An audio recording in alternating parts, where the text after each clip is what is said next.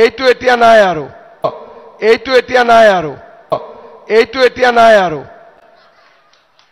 এইটো গৈ এইটো হৈ গল হয় না নহয় যে বিটিআৰৰ ইলেকশনত বিজেপিয়ে অকলে খেলিব লাগে পদুমৰ চিনত খেলিব লাগে মই আজি আপোনালোকক ইয়াতে খুদিব আহিছো বিজেপিয়ে পদুমৰ চিনত ইলেকশন খেলিব লাগে নে নালাগে পাক্কা লাগে একদম আজি আমি ননৈ চেৰফাঙত অহাৰ আগতে মই খৈৰাবাৰীত গৈছিলো আৰু ভেৰগাঁৱত গৈছিলো কেইদিনমান আগতে মই ওদালগুৰিত আহিছিলো মুদৈবাৰী হৰিচিঙা আৰু খালিংদুৱাৰ সমষ্টিত ৰাইজৰ লগত মই কথা পাতিছিলো তামুলপুৰত গৈছিলো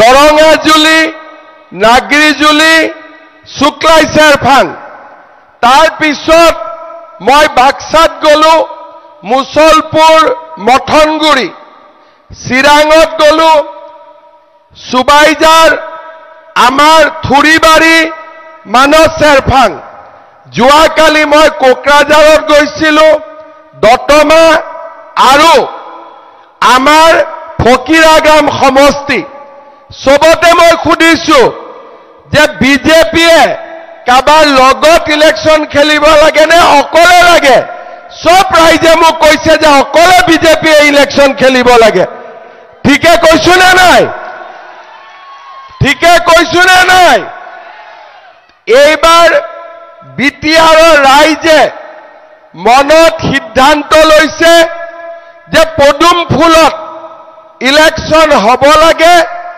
আৰু পদুম ফুলৰ চিনত বিজেপি দলে ইলেকশন খেলিব লাগে যোৱা 7 দিনত মই বিটিআৰৰ 15-16টা সমষ্টিত গলো ৰাইজৰ ইমান উৎসাহ ভাবিব নোৱাৰা যোৱাবাৰো মই বিটিআৰ ইলেকশনত আহিছিলো আজি যোৱাবাৰতকৈ 3 গুণ ৰাইজৰ মাজত উৎসাহ ৰাইজৰ মাজত উপস্থিতি মই আগতেও ননৈ চেৰফাঙত আহিছো কিন্তু ইমান ৰাইজ কেতিয়াও বিজেপিৰ মিটিঙত ওলাই অহা নাছিল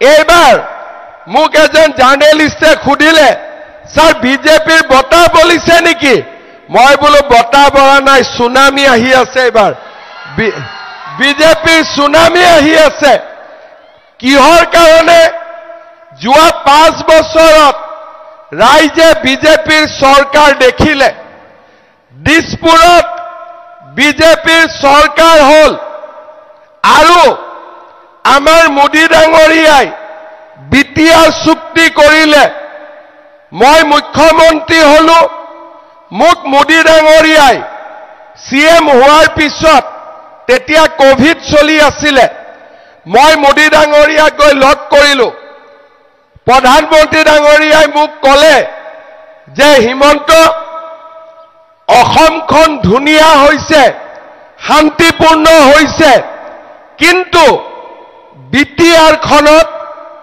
আৰু মানুহ মৰিব নালাগে বিটিআৰ শান্তিত থাকিব লাগে কাৰণ মোদী ডাঙৰীয়াই জানিছিল যে বিটিআৰত 4,000 মানুহৰ মৃত্যু হৈছিল গোষ্ঠীগত সংঘৰ্ষ হৈছিল গুলিকাণ্ড বোমা বিস্ফোৰণ বিটিআৰৰ পৰিস্থিতি অশান্ত আছিল মই মোদী ডাঙৰীয়াক কথা দিছিলো যে মোদী ডাঙৰীয়া বিটিআৰত আমি শান্তি আনিম তেতিয়া মই নাজানিছিলো পাৰিম নে নোৱাৰিম কিন্তু মুখেদি ক'ব লাগে কৈ দিলো কিন্তু আজি 5 বছৰ হৈ গল মই আপোনালোকক ক'ব পাৰো মই যেতিয়াৰ পৰা মুখ্যমন্ত্ৰী হৈছো বিটিআৰত এজনো মানুহ মৰিবলগীয়া হোৱা নাই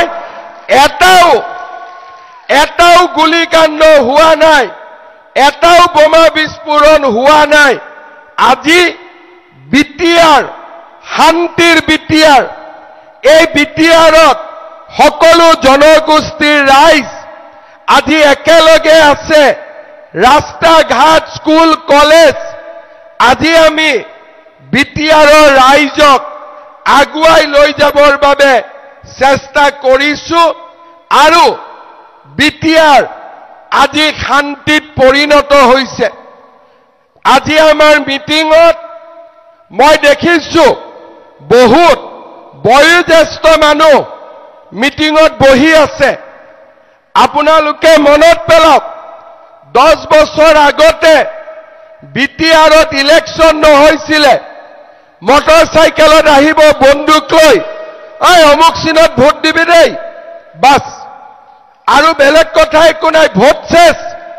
কিন্তু আজি বিটিআৰত বন্দুক লৈ ভোট খুজিব নোৱাৰে, নমস্কাৰ কৰি ৰাইজক ভোট খুজিব লাগিব।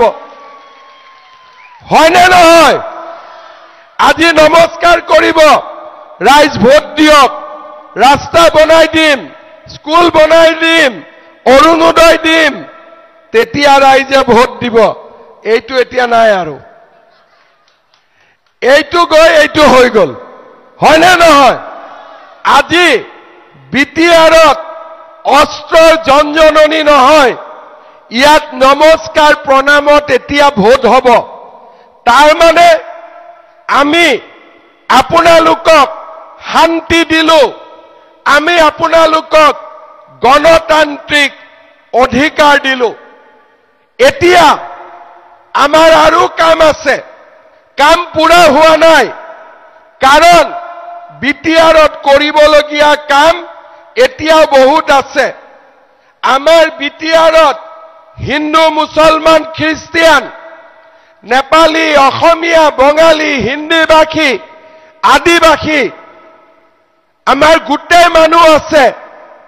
কিন্তু আমি এটা কথা বুজিব লাগিব, ইয়াত বড়ো, ৰাভা, শৰণীয়া কছাৰী, বৰ্মন কছাৰী আমি সকলো আছো। কিন্তু এটা কথা বুজিব লাগিব যে আমাৰ কিছুমান মানুহে আজিও বিটিআৰত আমাৰ মাটিৰ অধিকাৰ নাই। আমাৰ এটাই কথা, যি মানুহ বিটিআৰত জন্মিছে আৰু এই বিটিআৰতে মৰিব, তেওঁলোক ক'ত যাব? যদি ইয়াতে মই মাটি কিনিব নোৱাৰো, ইয়াতে মোৰ মাটি মই ল'ৰাক দিব নোৱাৰো, ছোৱালীক দিব নোৱাৰো, মোৰ ইয়াত মই কেনেকে কম বিটিআৰখন মোৰ বুলি? সেইকাৰণে মই সকলো মিটিঙত কৈছো, মোৰ দায়িত্ব যে বিটিআৰত ভৱিষ্যতে কোনো দ্বিতীয় শ্ৰেণীৰ নাগৰিক নাথাকিব, সকলো প্ৰথম শ্ৰেণীৰ নাগৰিক বিটিআৰত হ'ব লাগিব। চাকৰি সকলোৱে পাব লাগিব, স্কুলত এডমিশ্যন সকলোৱে পাব লাগিব, কলেজত এডমিশ্যন সকলোৱে পাব লাগিব, অৰুণোদয় সকলোৱে পাব লাগিব।